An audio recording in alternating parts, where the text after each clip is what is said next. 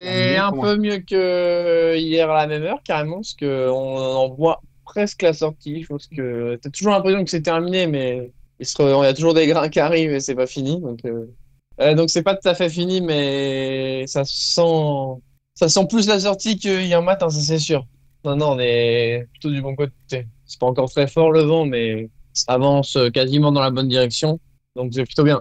L'hémorragie bah ça a quand même duré 36 heures l'histoire quasiment de poteau noir, ça a été long. Hein. Et c'est un poteau noir bien large. Ça a commencé nord et il y avait un paquet de milles bien arrêté, donc on y a passé du temps. Ouais, je pense qu'on a perdu pas mal, mais bon, on a eu quasiment un peu plus de gains que les autres. On s'est arrêté plus tôt.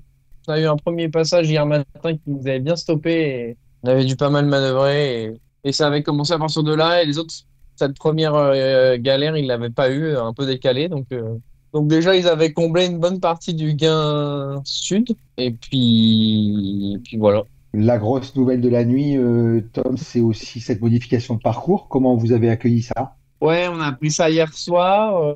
Ça fait un parcours un peu différent parce qu'on était quand même prêt à repartir au près. Normalement, la philosophie, c'était après Sao Pedro de refaire du près vers l'ascension dans le sud-est, là. On va faire du près pour y aller à Sao Pedro parce que c'est à peu près l'allure. Quasiment là, on est à 255 000 de cette petite archipel. Et c'est quasiment tout au près parce que l'Alizé, c'est assez sud pour l'instant. On essaie de faire du cap.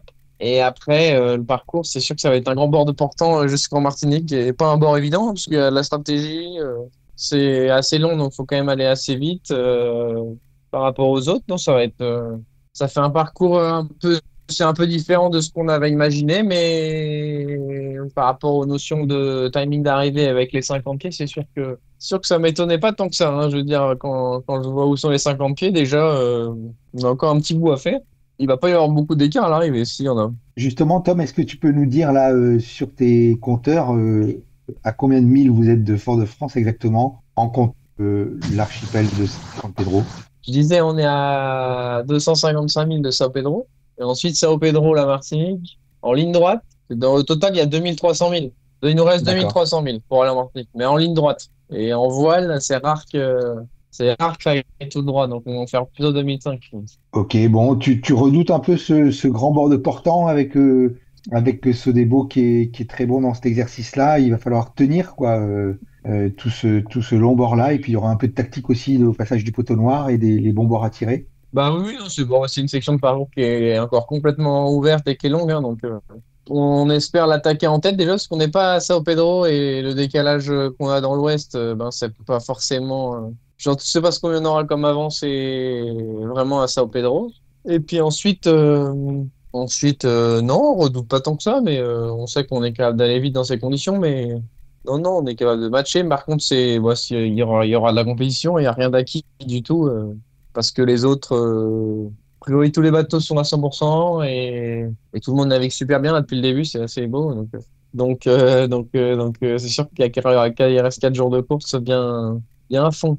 Au niveau physique, justement, vous êtes comment avec Franck? Vous avez laissé un peu des plumes dans le poteau noir là où il a fallu beaucoup manœuvrer, ou vous êtes en forme et prêt à continuer à maintenir la pression? Ouais, il y a 24 heures, on a laissé pas mal d'énergie puisqu'on a beaucoup manœuvré. En pas beaucoup de temps au début, on a dû changer quasi toutes les voiles. Et la deuxième partie, il y avait un peu plus de longueur entre les grosses masses nuageuses avec un bateau qui avançait quand même un tout petit peu. J'ai jamais été les folles vitesses, mais ça permettait d'être chacun son tour et d'aller dormir sur des tranches assez conséquentes. Cette nuit, on a dormi. C'est déjà, on est déjà plus en forme. Après, bah, c'est sûr que ça tire. Hein. On a fait une semaine de course en ultime. On n'a pas le niveau de forme du Havre, mais franchement, on est pas mal. Franchement, ça va et pas inquiet.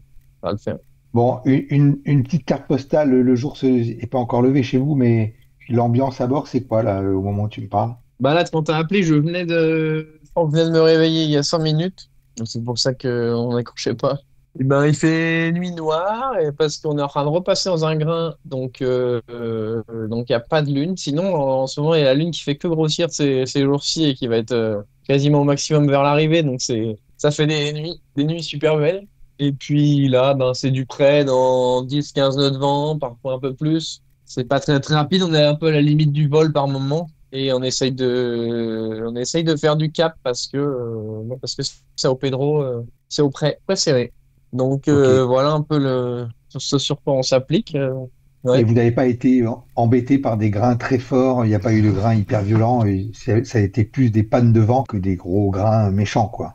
Ah, ce qui est sûr, c'est que pour le moral, c'est toujours beaucoup plus compliqué les moments où il n'y a pas de vent que les moments dans la tempête, de manière générale, parce que nerveusement, c'est toujours dur d'être arrêté et de voir les autres qui avancent. C'est vraiment super dur. Et on a eu notamment un grain quand même où je pense il y avait du vent, il y avait du vent assez fort. Il pleuvait énormément. C'est marrant parce que c'est des grains, on voyait, hein, c'était des grains qui étaient très très hauts en altitude, les nuages. Donc ça veut dire de l'air qui est monté très très loin et qui redescend sous forme de pluie et de vent froid qui retombe vertical et qui fait des rafales. Et là, il y avait 25 nœuds de vent, je pense. Ça n'a pas duré très très longtemps, mais je suis sûr qu'on heureusement qu'on avait été passé. Non, on était sous J1, mais par contre, on était au portant. Ça fait faire un petit détour, le temps de faire le tour du grain, de rouler la voile. Vous pourriez être là-bas ce soir, en fait, à Sao Pedro, à peu près? Ouais, c'est ça. Ce soir, ouais. Sao Pedro, petit archipel, on est passé avec François en 2021 au tour. Je me rappelle, au coucher de soleil. Ben, ça va pas être à peu près les mêmes conditions, peut-être, et on passe juste dans l'autre sens. Et pareil, on envoie un jeune hacker et on va en Martinique.